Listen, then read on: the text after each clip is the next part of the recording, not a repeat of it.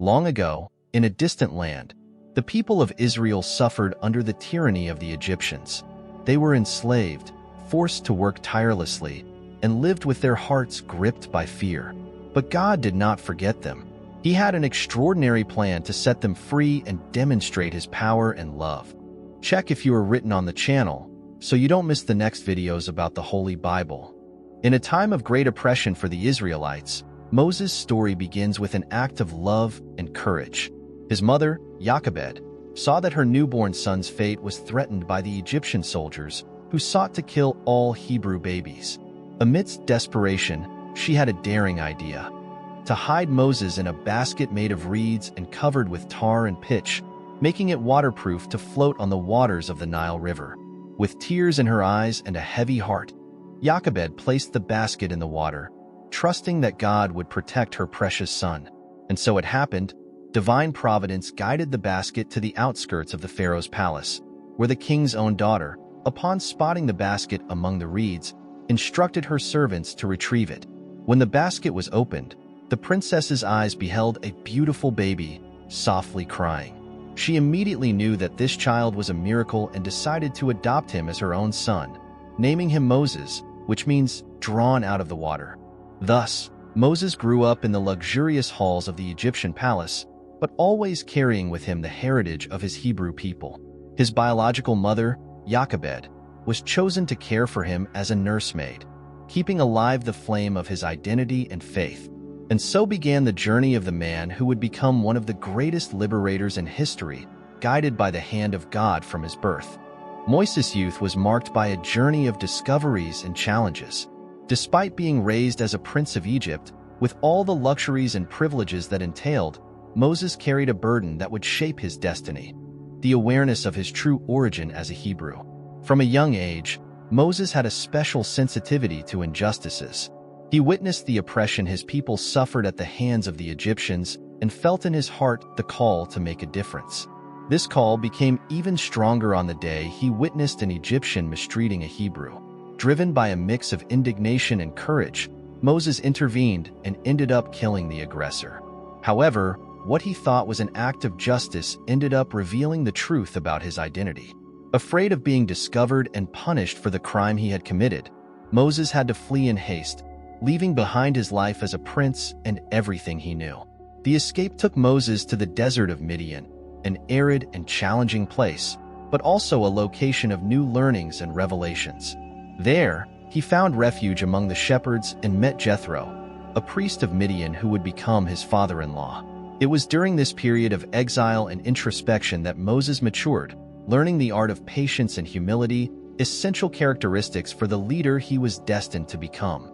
Thus, Moses' youth was marked not only by flight and exile, but also by the discovery of his identity and purpose. Each challenge faced in the desert of Midian was a crucial step in shaping the man who would be known as the great liberator of the people of Israel. Moses' call from God was a moment of great impact and significance in his life. While tending to his father-in-law Jethro's flock of sheep amidst the arid hills of Midian, Moses had an encounter that would change the course of history. One day, as he approached a hill, he saw an unusual sight: a burning bush engulfed in flames yet not consumed by the fire. This inexplicable phenomenon caught Moses' attention, and he approached curiously to understand what was happening. It was at this moment that God revealed himself to him, speaking from the midst of the burning bush. "Moses, Moses," called the powerful and penetrating voice, and Moses replied, "Here I am." God then identified himself as the God of Abraham, Isaac, and Jacob, the God of Moses' ancestors and the people of Israel. He revealed to Moses his plan to free the Israelites from slavery in Egypt and lead them to the Promised Land, a land flowing with milk and honey. Moses was awestruck by this divine revelation. He knew he was neither worthy nor capable of carrying out such a grand mission, but God assured him of his presence and power. He promised to be with Moses at all times, equipping him with wisdom, courage, and authority to lead his people toward freedom. Thus, God's call was the starting point for Moses' journey as a leader and liberator. This moment of encounter and direct communication with the divine marked the beginning of one of the most powerful stories of redemption and transformation in the Bible. The 10 plagues were a powerful and dramatic moment in the history of Moses and the people of Israel. After receiving clear instructions from God to free his people from slavery in Egypt, Moses went to the Pharaoh with divine messages, asking him to let the Israelites go. However, the Pharaoh's heart was hardened, and he refused to release the Hebrew slaves, directly defying God's will. It was then that the plagues began to fall upon Egypt, one by one, as signs of divine power and judgment.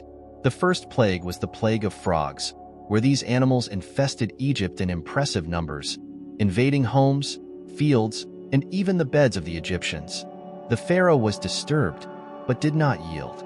The second plague was the plague of flies, which filled the air and brought discomfort and filth throughout the land.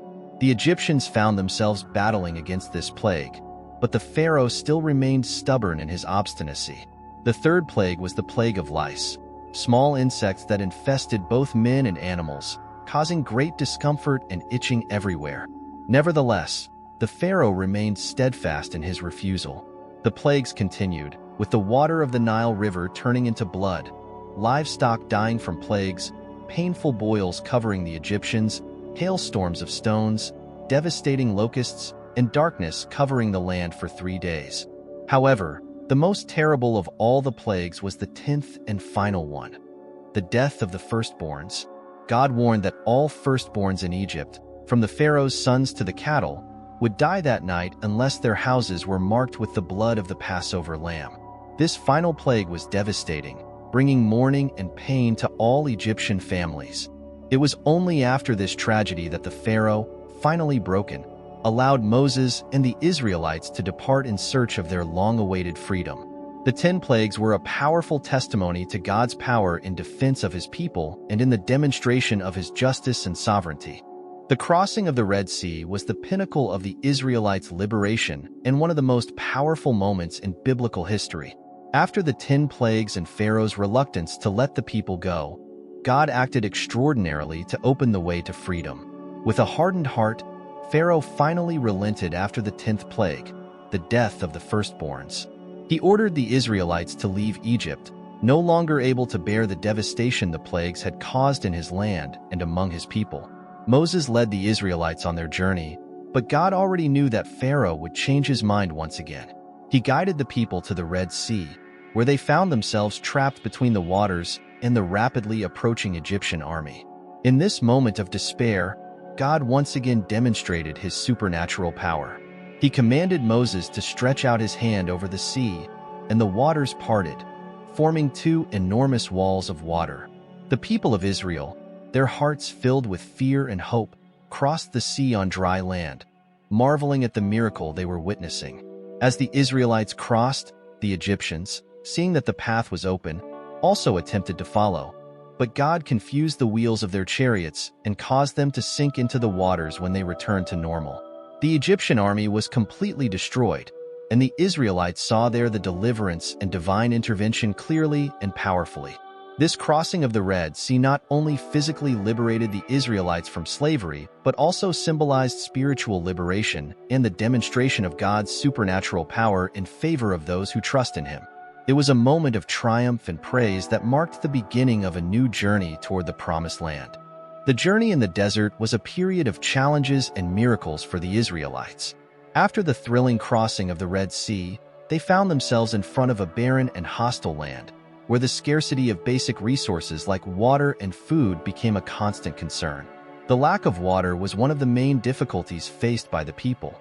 Thirsty and tired, they cried out to God for help. It was then that God, in his infinite mercy, commanded Moses to strike a rock with his staff. Upon doing so, fresh and abundant water gushed from the rock, quenching the thirst of the entire people and their animals. The shortage of food was also a reality in the desert.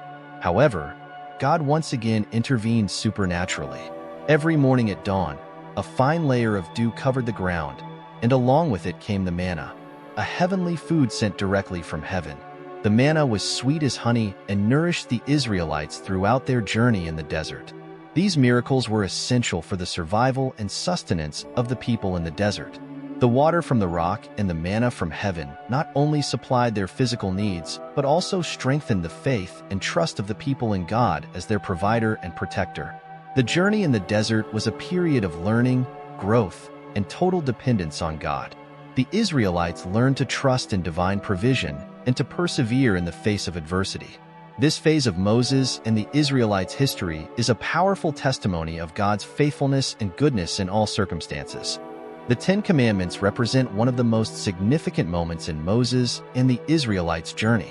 After crossing the desert and experiencing divine provision with water from the rock and manna from heaven, Moses was called by God to ascend Mount Sinai.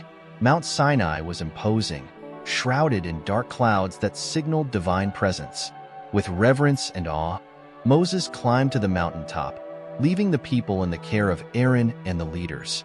At the top of Sinai, Moses encountered God in a unique and special way. God not only spoke to him but also engraved the Ten Commandments on stone tablets, symbolizing the importance and permanence of these laws. The Ten Commandments were more than simple rules.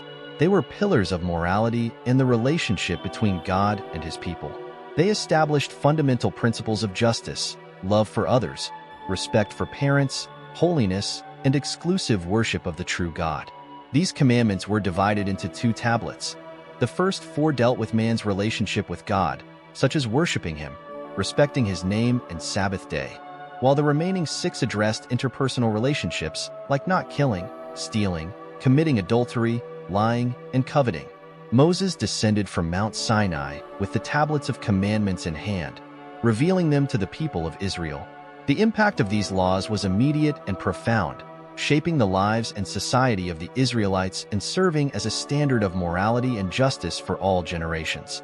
The Ten Commandments not only established the law for the people of Israel, but also conveyed universal principles that continue to be moral and spiritual benchmarks to this day. They represent the essence of the relationship between God and humanity, offering a path of justice, love, and holiness. The episode of the golden calf worship was a moment of great challenge and consequences for the people of Israel. While Moses was on top of Mount Sinai, receiving the Ten Commandments directly from God, the people began to feel anxious and impatient due to their leader's absence. With Moses taking longer than expected, insecurity took hold of the people, and they sought an alternative to feel protected and guided. Unfortunately, this alternative was not the right one. Under the influence of some rebellious leaders, the people decided to create and worship an idol, a golden calf, as a symbol of strength and security. They shaped the gold into the form of a calf and began to worship it, offering sacrifices and praises, completely forgetting the God who had freed them from Egypt and led them through the desert with miracles and constant provision. Meanwhile, on top of Mount Sinai, God revealed to Moses the gravity of the situation. He warned Moses about what was happening in the camp and the sin the people were committing by turning away from true worship. Moses descended from the mountain with the tablets of commandments in hand, and upon seeing the golden calf worship, his anger flared. He threw the tablets to the ground, breaking them as a sign of indignation and disapproval of the people's sin. Afterward, Moses took drastic measures to restore order and holiness in the camp. He burned the golden calf, ground it into powder, mixed it with water, and made the people drink the mixture, symbolizing repentance and the removal of sin. The episode of the golden calf worship served as a warning to the people of Israel about the dangers of idolatry and lack of faith. It was a moment of painful learning, but also of repentance and seeking forgiveness and reconciliation with God. After the episode of the golden calf worship and the process of reconciliation with God, Moses led the Israelites on an epic journey through the desert. This pilgrimage was not just a physical walk, but also a spiritual journey of transformation, trial, and learning. During these 40 years of pilgrimage, the people faced numerous adversities and challenges. They walked through arid and scorching lands, experienced scarcity of food and water on several occasions, and had to deal with threats from enemies they encountered along the way. However, amidst all these difficulties, God continued to manifest his care and provision. He guided the Israelites through clouds during the day and columns of fire at night, showing them the way to go. He also miraculously provided food and water, ensuring their basic needs were met. During this period, Moses played the role of leader and mediator between God and the people.